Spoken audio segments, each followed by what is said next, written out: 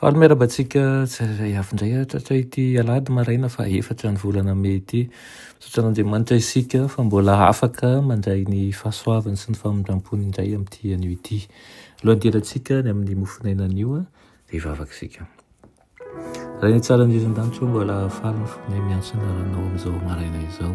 Mahatsapy izay fa manana tombontsoa manokana indray ankehitriny dia nafahanay miray aminao, miteza ianao amboly zavatsoa anatinay dia ny fitiavana sy ny faharetana ary ihany koa ny ahafahany mitombo-pinoana aminao.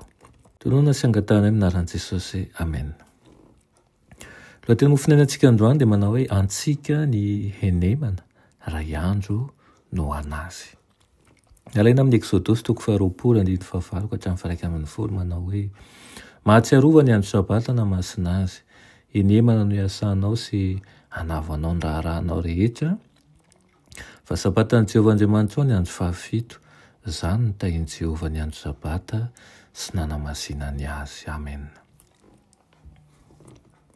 Vao manomboka ny didy 4 dia hoy Andriamanitra manao hoe mahatsiarova, satria fantany fa ao anatin'ny asa manjara izay miavosa sy ny fahasahiranana dia mety alaim-panahy ny lehilahy sy ny vehivavy hanalatsiny ny tenany noho ny tsy fitandrimany tsara ny fitaky ny lalan'Andriamanitra rehetra, na nadino ihany koa ny mahazava-dehibe sy masina n'izany noho ny rotorotom-piainana.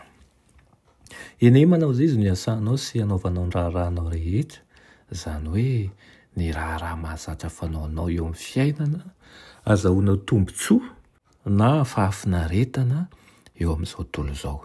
Mazava tsara ireo tenireo ary tsy misy tokony ho diso fandray azy. Ry rahalahy, ahoana no asainao mandika didy anankiray izay sady manan-danja no manan-kery? Moa ve navahan'ny tompo ianao ka afaka amin'ny lalàna izay nomeny ho tandreman'izao tontolo izao? Aza mety ho voafitaka na dia kely aza amin'ny fieritreretana fa tsy ampiarana ny sazy izay mendrika azy ny fahotana. Ho faizina amin'ny tsorakazo ny fandikanao lalàna satria efa nandray fahazavana ianao nefa mandeha mifanohatra tanteraka amin'izany.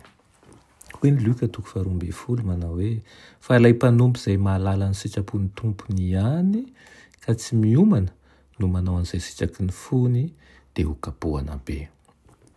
Nanome antsika heninandro be izao Andriamanitra hanaovana ny asantsika sy hahatanterahana ny raharaha izay mahazatra eo amin'ny fiainana, dia andro anankiray kosa no mba takiny izay natokany sy no hamasinina.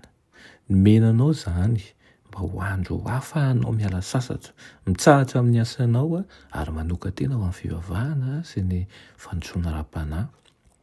Faneratsirana lehibe tokoa ny fangalarantsika n'ilay andro tokana no hamasin'i Jehovah mba hampiasantsika an'izany eo amin'ny tanjonsika manokana feno fitiavan-tena.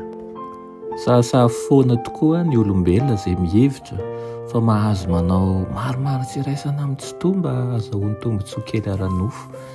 Tena fandika ny dalàna tsotra izao ny fampiasana ny sabata hanaovanao raharaha ara-barotra tsy indraindray fotsiny, mitovy amin'ny fandavana azy tanteraka ihany izany satria midika izany fa arak'izay mametimety amintsika ihany no hanajantsika ny didin'ny tompo.